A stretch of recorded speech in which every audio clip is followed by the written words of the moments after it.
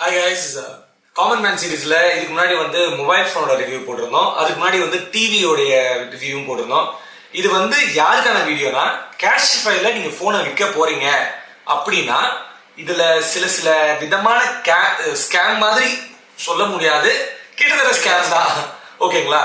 So நீங்க கேஷிஃபைல mobile விற்கிறீங்க, இல்லை வந்து வாட் எவர் இந்த இகாம் வெப்சைட் நீங்க மொபைல் விற்கிறதுக்கு நிறைய இருக்கு இல்லையா, அது எதுவாக வேணாலும் இருக்கலாம்.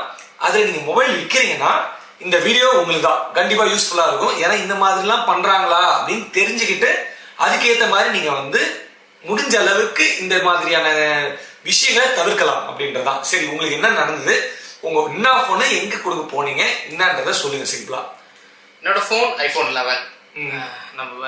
நான் எக்ஸ்சேஞ்ச் பண்ண போனது வந்து சென்னையில இருக்கிற பிரான்ச், சென்னையில தேனாம்பேட்டில் இருக்கிற பிரான்ச் கேஷிஃபைக்கு அங்க போயிருந்தோம். 11 எக்ஸாக்ட் வேல்யூ என்னோட ஆப்ல நம்ம செக் பண்ணி பார்த்தா 14.5 வந்துச்சு. ஓகே, ஷாப்பை விசிட் பண்ணியிருந்தோம். இந்த மாதிரி எக்ஸ்சேஞ்ச் போடணும்னு சொல்லும் போது செல் பண்ணணும்னு சொல்லியிருந்தேன். ஃபர்ஸ்ட் செல் பண்ணணும்னு சொல்லும் போது நீங்க செக் பண்ணிக்கலாம்னு கேட்டது. எனக்கு 14 வந்துச்சு, 14.5 வந்துச்சு வேல்யூன்னு சொன்னேன். ஓகே, அவங்க என்ன பண்ணுங்க, ஓகே நான் செக் பண்ணிட்டு சொல்றேன், அவ்வளவு வராது. அப்ப அதாவது அவங்க போன உடனே கேக்குறாங்க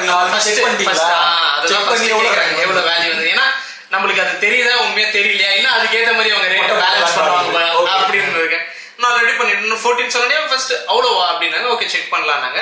அதுக்கப்புறம் மொபைல் கொடுத்துட்டோன்னே இது அவ்வளோ வேல்யூ போகாது, பிலோ 10K தான் வரும், நீங்க ஓகே சொல்லிங்கன்னா ஃபர்தரா ப்ரொசீட் பண்ணனா என்ன மாதிரி எக்ஸாமின்லாம் பண்ணாங்க உங்க மொபைல். ஃபர்ஸ்ட் அது நிறைய செக் இருக்கு. டிஸ்பிளே செக் பண்ணாங்க, பேட்டரி சார்ஜ் இருந்தா செக் பண்ணாங்க, ஸ்பீக்கர் செக் பண்ணாங்க, IMEI நம்பர் இதுவும் சேமா இருக்கா செக் பண்ணாங்க.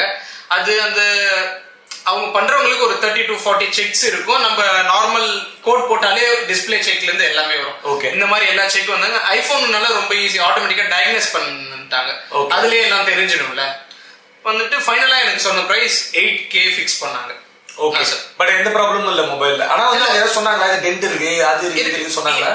என்னோட இதுபடி ஒரு சின்ன ஸ்கிராட்ச் இருந்துச்சு. ஓகே, பட் அவங்க ஸ்கிராட்ச் கூடயே சேர்ந்து இது டிஸ்பிளே கிராக் ஆயிருக்கு அப்படின்னு சொன்னாங்க. நான் கிராக் ஆகல. ஓகே ஓகே, பட் ஆனா வந்து என்னன்னா கிராக் ஆயிருக்கு. ஒரு சின்ன மைன்யூட்டா இருந்தா கூட இது ஒரு பெரிய ப்ராப்ளம் மாதிரி அவங்க சொல்ல ஆரம்பிச்சிட்டாங்க. அதாவது போர்ட்ரேட் பண்ணி ஒரு மைண்ட் செட் வந்து உடைக்கிறாங்க. இந்த மொபைல் அந்த அளவுக்கு வேல்யூ போகாதுன்னு நம்மளே நம்ப வைக்கிறாங்க. ஓகே ஓகே, உங்க நம்பிக்கை உடைக்கிறாங்க. ஓகே, நான் சொன்னேன் அட்லீஸ்ட் 10K மேல இருந்தா எனக்கு ஓகே, அது கீழே இருந்தா செட் ஆகாதுன்னு சொல்லியிருந்தேன். சார் ஒரு 9K அப்படி 8K கிட்ட வேல்யூ வந்துருது சார், பட் ஃபர்தர் ப்ரொசீட் பண்ணாதான் நான் எக்ஸாக்ட் வேல்யூ சொல்ல முடியும்னு சொல்லிட்டாங்க. சரி ப்ரொசீட் பண்ணுங்கன்னு சொல்லிட்டேன். அதுக்கப்புறம் என்ன பண்ணாங்க, இல்ல சார் ஃபைனலா இது 8K, அதுக்கு மேல என்னால பண்ண முடியாதுன்னு சொல்லிட்டாங்க. சரி வேற ஏதாவது பண்ணி தாங்க, ஒரு 10K இருந்தா கூட. அப்புறம் அவங்க சொன்ன விஷயம், உங்களுக்கு எதனா கார்டு ஆஃபர் இது மாதிரி ஆஃபர்ஸ் பண்ணி தரேன் அப்படின்னு சொன்னாங்க. ஆஃபர்ஸ் என்ன ஆஃபர் சார் நான் கேட்டேன். இது மாதிரி உங்களுக்கு ஏதாவது ஸ்பீக்கர் அது மாதிரி ஆஃபர்ஸ் பண்ணலாம் சார் அப்படின்னாங்க. இல்ல சார் நான் சொல்லிட்டேன், சார் எனக்கு ஸ்பீக்கர்லாம் பெருசா ஆப்ஷன் இல்லை என்கிட்ட இருக்கு, எனக்கு தேவையில்லை, இதுதான் வேல்யூ பண்ண முடியும், ஏன்னா மணி தானே இம்பார்ட்டன்ட். கண்டிப்பா எல்லாத்தையும் அதுதானே வைக்கிறோம். சோ நான் சொன்ன பிறகு இல்ல சார் வேற வழி இல்லைனாங்க. சரி ஓகே 8,000க்கு இன்னொரு ஆஃபர் சொல்றாங்க, பட் என்னன்னு எது பார்ப்போம் அப்படின்ற ஒரு ரீசனுக்காக சரி ஓகே என்ன நீங்க ஆஃபர்னா என்ன பண்ணுவீங்கன்னா, அப்பதான் ஒரு சவுண்ட் பார் காமிச்சாங்க. ஓகே, போட்டோட சவுண்ட் பார் ஒண்ணு. ஓகே, இந்த சவுண்ட் பார் தான்.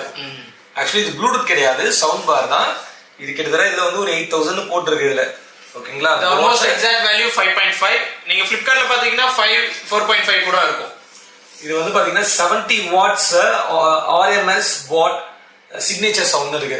70 வாட்ஸ் சவுண்ட் பார். ஓகேங்களா, இத வந்து அவங்க 8,000 பிளஸ் இது கொடுக்குறேன்னு சொல்லிருக்காங்க உங்களுக்கு.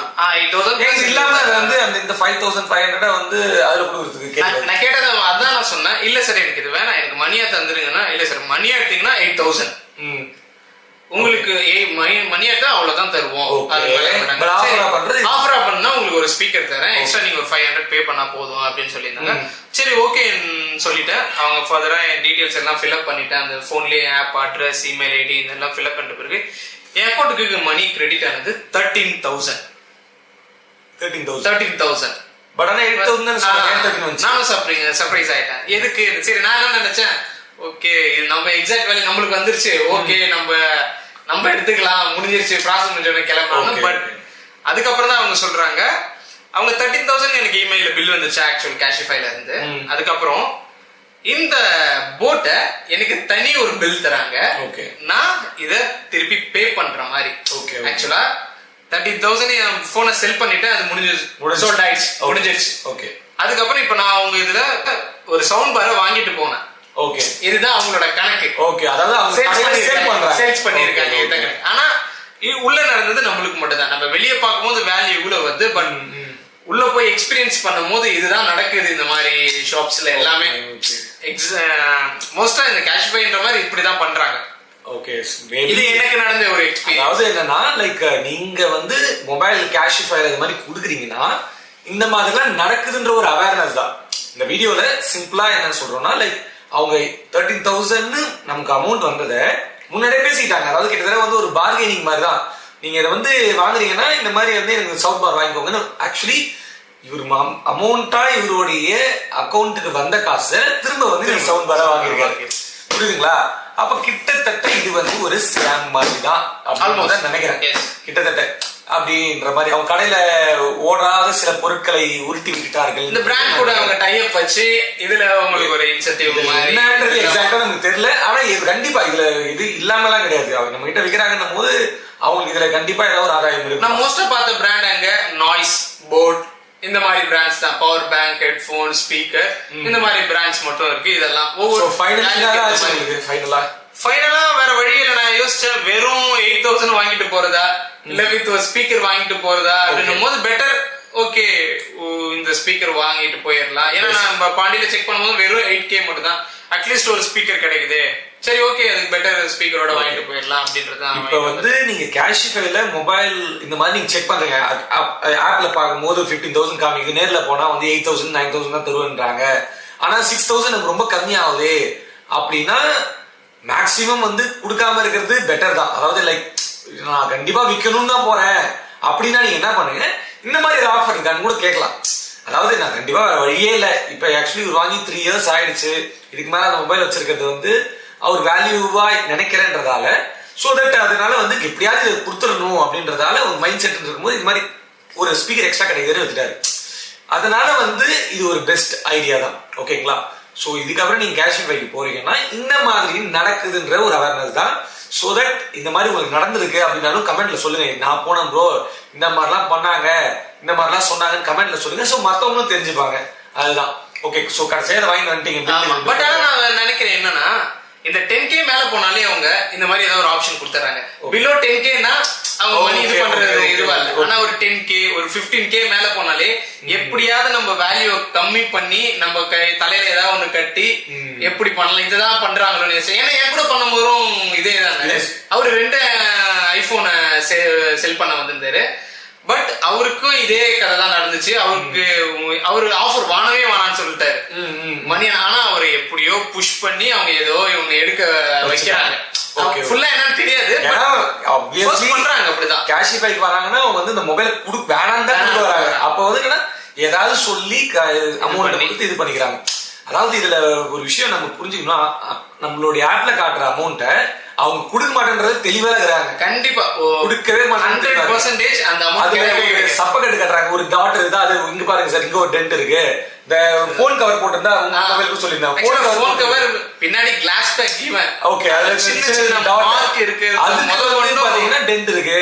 இல்ல இதெல்லாம் வந்து பாத்தீங்கன்னா கவுண்ட்ல வரும் சொல்லி ரொம்ப அமௌண்ட்டை குறைச்சி நம்ம கான்பிடன்ஸை உடைச்சு வேற வழியே இல்ல அப்படின்னு சொல்லி நம்ம ஏமாத்த பாக்குறாங்கன்ற மாதிரி தான் நம்ம சொல்ல முடியும். ஓகே, சோ தட் உங்களுக்கு வேற இந்த மாதிரி அனுபவம் இருந்தா ஆல்ரெடி சொன்ன மாதிரி தான் கமெண்ட்ல சொல்லுங்க.